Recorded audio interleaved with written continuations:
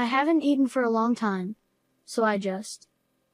My 7-year-old grandson stole a 10-cent gum from the candy shop I run. Hearing the unbelievable reason for his actions, I was so shocked that I froze. I'm sorry. My husband slapped the gum out of the grandson's hand, who was about to cry while offering it. I won't forgive you. His expression was severe and full of anger. Then, in the next moment, he took an even more surprising action. Stop it, please. My scream echoed through the room as I tried to shield the grandson from the husband. I am Syria, 73 years old. My husband Zach, who is 1 year older, and I run a candy shop together. We were both former teachers and wanted to stay involved with children in some way even after retirement, so we renovated the first floor of our house and started a candy shop.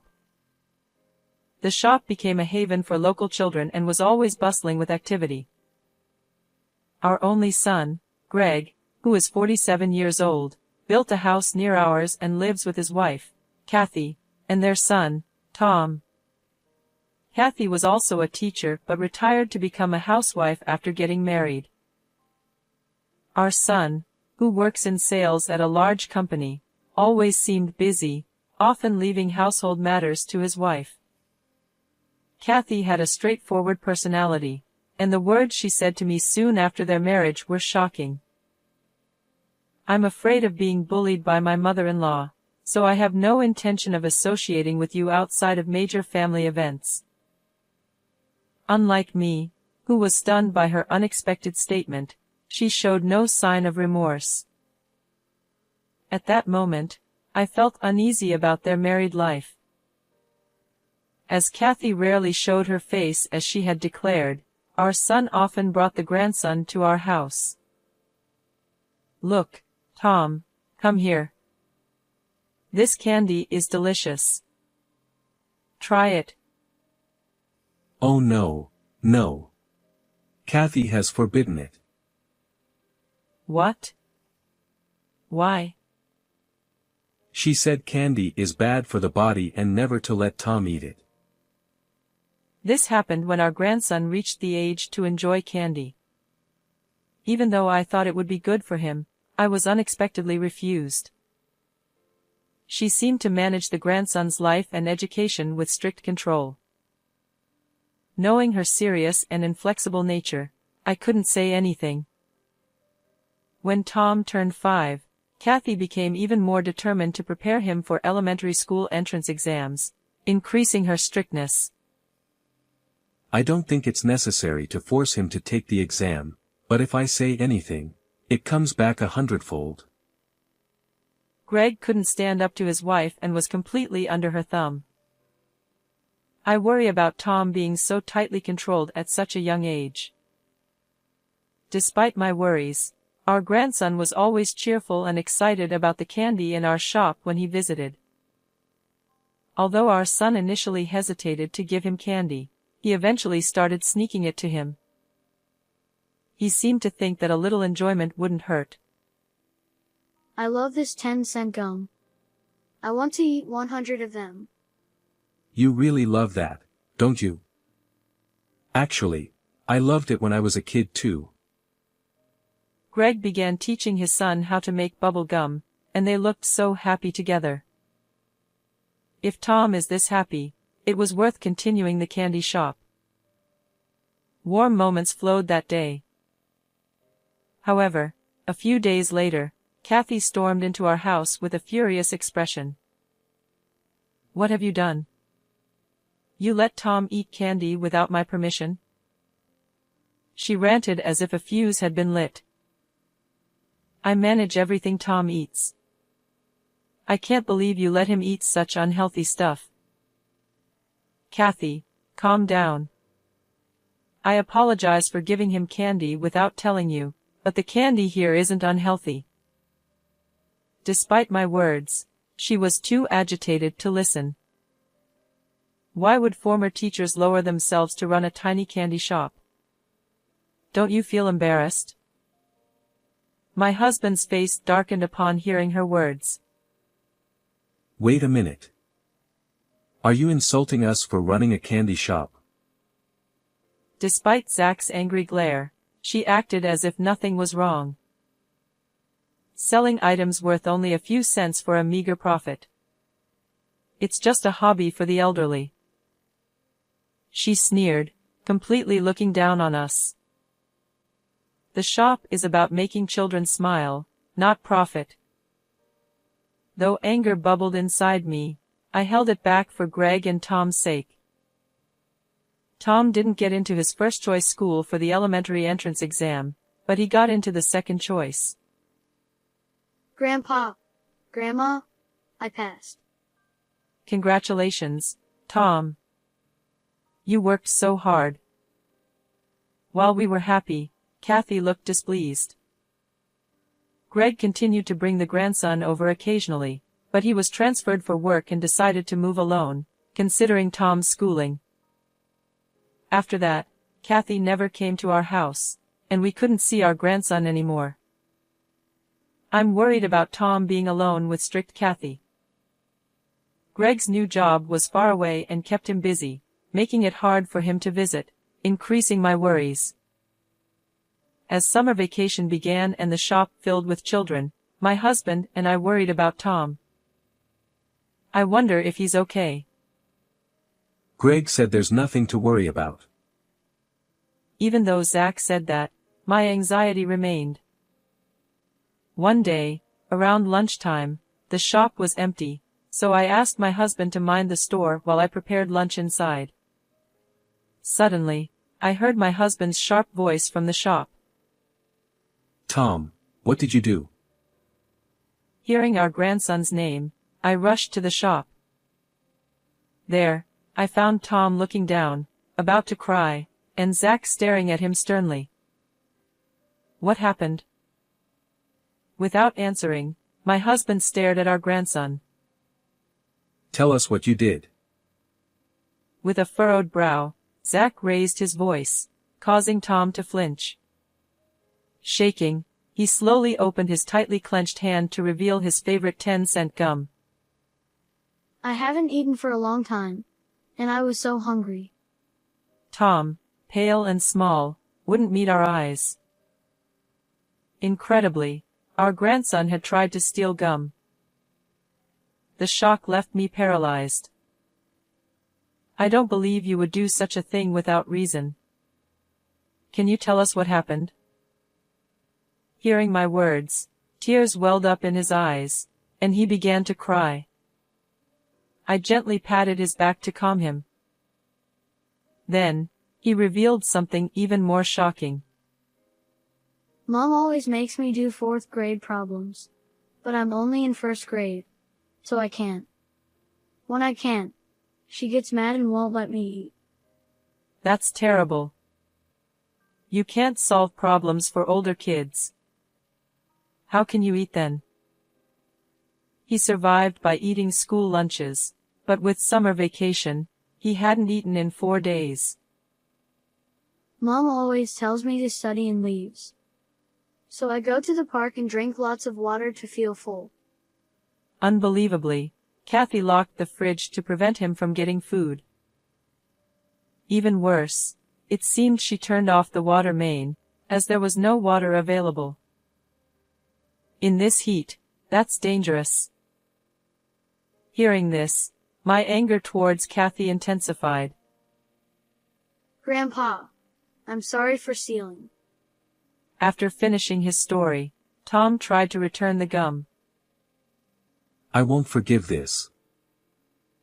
Zach, with bloodshot eyes and a red face, slapped the gum from Tom's hand.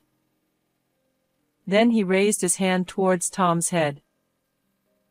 Stop. To protect Tom, I instinctively raised my voice. I thought he would harm our grandson, but he didn't. First, let's have a good meal. You can have the gum afterward. Zach patted Tom's head gently, smiling warmly. His anger was directed at Kathy, not Tom. Relieved, Tom's stomach growled loudly. Seems you're hungrier now. Let's have lunch.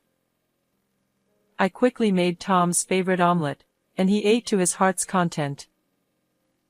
Grandma, your cooking was really delicious, but the 10-cent gum was yummy too. Oh my, it really is Tom's favorite, isn't it? Seeing my grandson completely recovered, I was relieved.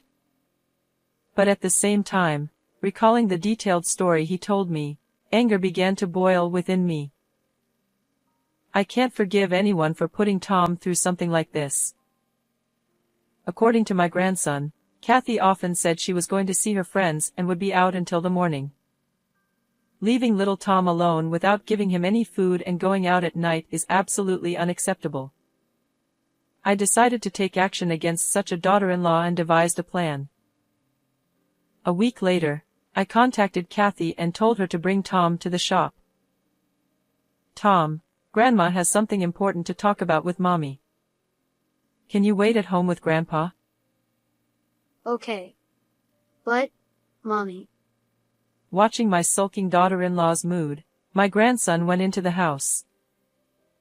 What do you want to talk about? Unlike you old folks, I'm busy. Kathy stood there with her arms crossed, looking irritated. I heard that you've been imposing unreasonable demands on Tom and denying him food when he can't meet them. There's no way his grades will improve with such methods. The moment I denied her way of doing things, her expression changed drastically. Tom couldn't get into his first-choice elementary school, so I'm making him study hard for his middle school exams. I'm just being a bit strict. Don't act like you know everything just because you used to be a teacher. Her face was frightening, with veins popping out on her temples as she glared sharply at me. And I'm making sure he eats properly. Tom's lying. A bit strict? You're going way too far. Holding back my urge to shout, I thrust my phone in front of her.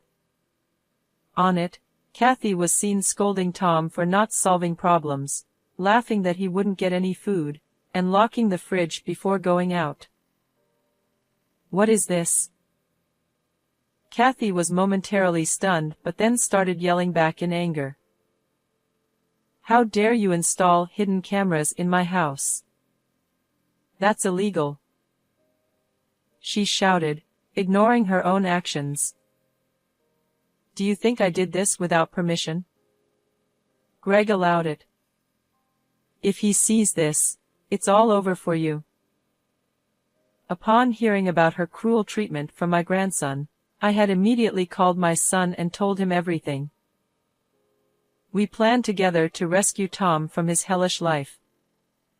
Knowing his dire situation, I secretly fed him while Kathy was out. Unaware that her actions were being recorded, Kathy continued mistreating Tom. Please, Syria, don't show that footage to him. If we get divorced, it'll ruin Tom's future. Realizing she was caught red-handed, Kathy changed her attitude and begged me. But my anger towards her was too strong to hold back. Staying with you would be far worse for Tom's future. I'll show Greg all this footage. Seeing that pleading was futile, Kathy clicked her tongue and glared at me with hatred. This is why I hate stubborn old people. Hand over that phone. Thinking she could get rid of the evidence, she lunged at me. That's enough. My husband, who had come out to check on us, intervened just in time to protect me from Kathy. Shocked by her reckless behavior, I pressed on. And you often left Tom alone to stay out until morning. What exactly were you doing? Suspecting something, I had investigated and discovered that Kathy was having an affair. I had photographed her entering and leaving a hotel with her lover.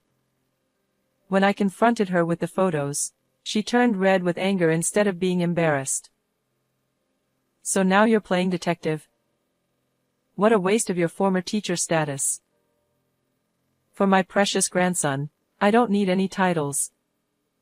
I'm ready to become a demon for Tom. Though momentarily taken aback by my firm stance, Kathy quickly regained her composure. I planned to stay married until Tom's school fees were paid, but now that I've been found out, there's no point. Showing no remorse, Kathy smirked at me.